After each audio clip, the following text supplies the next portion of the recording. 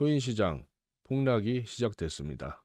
XRP는 이런 폭락장에서 어떤 식으로 살아남을지 오늘의 이야기 핵심은 세 가지입니다.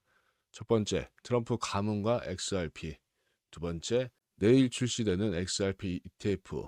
세 번째, 이 엔비디아 AI 쪽과 코인 시장. 이 세 가지는 따로 일어난 게 아니라 같은 흐름 속에 이어져 있습니다. 그리고 이걸 하나로 묶어보면 시장이 어떤 식으로 보이는지 특징들이 보여요. 오늘 이 지점부터 순서대로 설명드리도록 하겠습니다. 현재 비트코인과 이더리움 ETF에서 자금 유출이 심하게 나타나고 있어요. 며칠째 계속되고 있고 요즘 시장은 이렇게 공포장 가운데 역시 눈에 띄는 건 XRP였습니다. 제가 XRP 장기 투자자라 말씀드리는 게 아니라 그에 대한 근거를 보면 이렇게 시장이 흐릿할 때는 이 정책, 규제 흐름은 기술적 분석만으로 보는 게 아니라 관련 인물들의 발언이나 일정에 먼저 감지될 때가 있습니다. 오늘은 그 신호가 XRP 쪽에 먼저 나타났는데 최근 데이브 포트노이가 XRP를 약 100만 달러 규모로 매수했습니다. 물론 우리 돈으로 14억밖에 되진 않지만 이 개인이 14억을 샀는 규모는 큰 규모죠. 그리고 포트노이는 미국에서 영향력 있는 개인 투자자입니다. 인플루언서고 이 바스톨 스포츠 공동 창업자로 대중 투자자들한테 인지도가 있는 인물입니다. 과거 XRP를 보유했다가 시장 불안 속에서 손절했지만 동일 자산에 다시 진입했다는 타이밍에 저는 주목하고 있습니다. 그리고 금액 자체보다 왜 지금 돌아왔는가? 여기서 중요한 장면이 이어집니다. 이 포트노이가 SNS에 글을 XRP를 매수했다고 하고 나서 누군지 다들 아시죠? 에릭 트럼프가 스마트 트레이드 이렇게 단 4글자지만 리트윗을 달았습니다. 이 답글을 달았다는 건데 이 메시지는 단순하지가 않습니다. 여러분, 이 에릭 트럼프가 누굽니까? 그냥 트럼프 아들내미가 아니라 이 크립토 정책 논의에 가까운 위치에 있는 인물입니다. 이런 인물이 XRP 관련 매수에 대해 지금 이 시점에 긍정적인 표현을 사용했다는 건 이 시장의 관심을 끌 수밖에 없겠죠. 이게 뭐 공식 입장이라는 것도 아니지만 이 발언자의 위치와 그리고 타이밍 때문에 의미가 생기는 장면이죠. 그래서 이 코멘트가 오늘 가장 먼저 회자됐던 겁니다. 에릭 트럼프는 여러 자리에서 암호화폐에서 중요한 건 결제와 유동성이라고 말해왔습니다. 이 투기적 요소보다 실제 활용성과 효율성을 우선적으로 본다는 뜻이죠. 그리고 이에 부합하는 코인이 딱 하나 있죠. 이제 XRP, 바로 처음 설계부터 국경 간 송금, 그리고 정산, 효율화와 또 유동성 공급 역할에 맞춰진 자산입니다. 오늘 발언이 주목하는 건 이 발언 내용 때문이 아니라 이 발언자의 철학과 XRP의 역할이 자연스럽게 맞물렸기 때문이죠. 즉, 지금 나온 이 에릭 트럼프의 언급은 우연보다는 맥락에 가까운 흐름이라 볼 수 있습니다. 두 번째 흐름을 보실게요. XRP ETF를 얘기 안 할 수가 없는데 내일 비트와이즈에서 XRP 현물 ETF가 출시가 되죠. ETF의 핵심은 가격이 아니라 이 기관들의 접근 경로가 바뀐다는 거죠. 개인들도 마찬가지고 쉽게 바뀐다는 거죠. 여러분, 이 코인 거래할 때 그동안 불편하셨던 점이 어떤 것들이 있습니까? 물론 지금이야 적응이 돼서 편하겠지만 이 해외 거래소 쓸 때는 이 거래소 가입해야 되죠. 그리고 인증해야 되는데 절차가 복잡합니다. 또 여기에 코인을 사고 팔고 나서도 입금해야 되고 또 여기서 지갑을 이렇게 보내고 저렇게 보내고 엄청 복잡합니다. 그래도 해외 거래소 쓰는 이유가 있죠. 그거는 다들 아실 거예요. 이렇게 여러 단계를 거쳐야 됐지만 이제 ETF가 출시가 되면 이 증권 계좌에서 바로 살 수 있다는 장점이 있죠. 그러니 접근할 수 있는 문턱이 매우 낮아지는 거죠. 단순해지면서 이 시장 참여자들의 구성 자체가 달라집니다. 이 변화는 시간이 쌓일수록 시장 구조에 영향을 줄 수밖에 없겠죠. 그리고 내일 나오는 이제 비트와이즈 ETF는 티커 이름이 그냥 XRP입니다. 이 복잡하게 뭐 XRPN, 뭐 XRP, 뭐 C 이렇게 되는 게 아니라 그냥 XRP. 이건 단순한 네이밍이 아니고 뭐 이름이 아니라 쉽게 시장 참여자들이 뭐 찾을 수 있는 요소죠. 뭐 증권 앱에서 바로 XRP를 검색하면 바로 해당 ETF가 노출되는 구조거든요. 이 검색하고 바로 선택하고 매수하고 이렇게 흐름이 이 검색이 짧아질수록 초기 유입 속도는 빨라지는 경향이 있다고 합니다. 이 비트와이즈는 ETF 초기 흐름을 안정적으로 만드는 전략에 익숙한 회사죠. 출시 초반 데이터를 특히 주목해서 볼 필요가 있습니다. 이전에 캐너리 캐피탈의 거의 27배, 30배 가까운 크기를 가진 회사입니다. 아무래도 단위가 달라지겠죠. 이 캐너리 캐피탈만 해도 올해 나온 2025년도에 나온 ETF 유입 하루 만에 5,800만 달러를 달성했죠. 이 비트와이즈 XRP ETF는 과연 얼마나 들어올지 매우 궁금합니다. 그리고 더 큰 건 뒤에 있습니다. 자, 뭐냐? 프랭클린 템플턴이죠.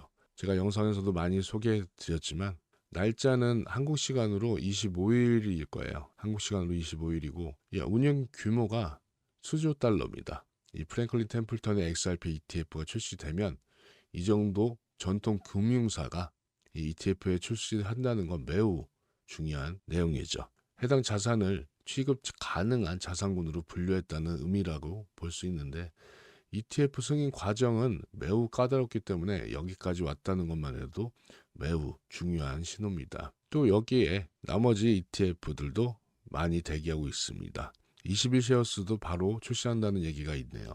자, ETF가 나온다고 해서 바로 XRP 가격이 움직이는 건 아닙니다. 정확하게는 ETF는 시장의 구조를 바꾼다고 보면 되십니다. 직접 코인을 거래하려면 보안과 또 계정, 또 보관 리스크까지 고려해야 되지만 ETF는 증권 계좌 안에서 은행과 같이 자기의 자산으로 유지해주기 때문에 훨씬 더 편의성과 또 안정성을 제공할 수밖에 없죠. 이렇게 접근 문턱이 낮아지면 이 시장 참여자의 성격이 바뀐다고 말씀드렸죠.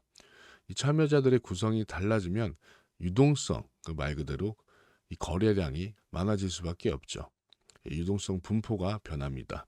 ETF의 영향은 이렇게 누적으로 나타나는 구조고 이 효과는 이 결과는 이 복리형으로 나타날 수 있을 겁니다.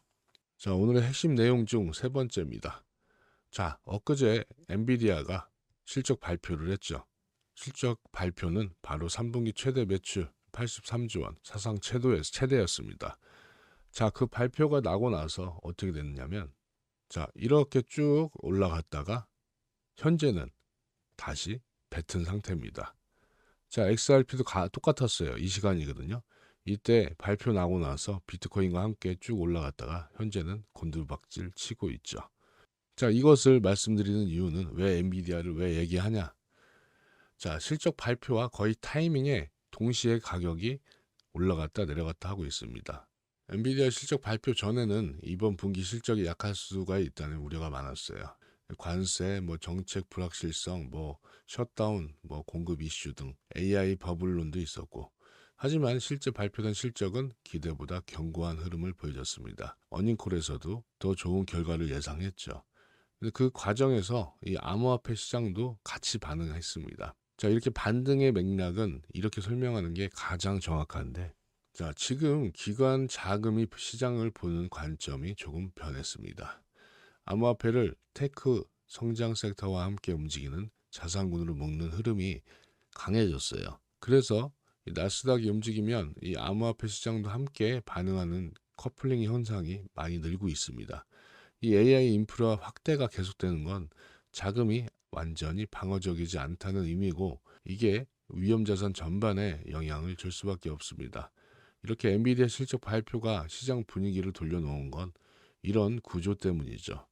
그렇다면 이 흐름이 추세 전환이냐? 그건 아직 판단하기 이릅니다. 저는 하락장, 폭락장이라고 말씀드렸지만 어제 영상에서도 분명 30%, 35%까지 조정이 나올 수 있다고 말씀드렸죠. 이제 XRP 가격 형성하는데 앞으로 봐야 할 조건이 네 가지가 있는데 이 첫 번째 ETF 초기 유입 속도 그리고 두 번째 ETF 보유량 증가 추이 세 번째 온체인 유동성 변화 네 번째 시장 참여자 구성의 변화 이 네 가지가 함께 움직여야 구조적 변화로 이어졌다고 판단할 수 있습니다. 자, 오늘은 그 초입 신호라고 보는 게 가장 적합할 거라 생각이 드는데, 특히 이 ETF 초기 며칠은 이 유입량과 보유량 변화가 빠르게 일어납니다. 그래서 현물 시장 유동성과 이 스프레드, 이 온체인 데이터, 기관과 대형 지갑들의 이동 패턴, 어떤 식으로 움직이는지 바뀌는지 이걸 체크하는 게 매우 중요합니다. 이런 데이터는 이 영상으로 전달하기 힘들고 이 실시간 확인에 또 대응을 해야 되기 때문에 이런 구간은 따로 집중해서 봐야 합니다. 오늘 이렇게 세 가지를 정리를 해봤는데, 이 정책 영역의 인물에 나온 에릭 트럼프의 발언, 그리고 시장 접근 방식을, 그리고 시장 참여자들이 바뀌는 ETF 출시, 자, 위험 자산군도 같이 끌어올리는 엔비디아의 실적, 이건 서로 다른 뉴스처럼 보여도 시장 참여층의 변화라는 이 하나의 흐름만에 연결되고 있습니다. 큰 그림을 보면 이 흐름이 같은 방향으로 모이고 있다는 게 보이는데, 그 방향성이 드러난 날이라고 볼 수 있습니다. ETF 초기 유입량, 이 보유량 증가 속도, 이 기관 흐름 주문, 이 온체인 데이터 등 이런 건 실시간으로 변하고 대응을 해야 되기 때문에, 그래서 이 부분은 제가 리플 투자 가족방에 실시간에 가까운 형태로 정리해 드리고 있습니다. 특히 ETF 첫 주 데이터는 해석 자체가 빠르게 변하는 구간이라 즉시 확인하는 게 더 의미가 있습니다. 자, 들어오시는 방법은 영상 하단에 이 고정 링크 클릭하시고 본인 전화번호만 입력하시고 제출 눌러주시면 됩니다. 자, 이렇게 오늘은 세 가지 흐름을 하나로 묶어봤습니다. 이 트럼프 라인에서 나온 발언, 그리고 이제 달리는 XRP ETF들, 그리고 시장 분위기를 완전히 바꾼 엔비디아 실적, 이건 각각 독립된 뉴스가 아니라 시장 구조가 변하기 시작했다는 신호라 볼 수 있습니다.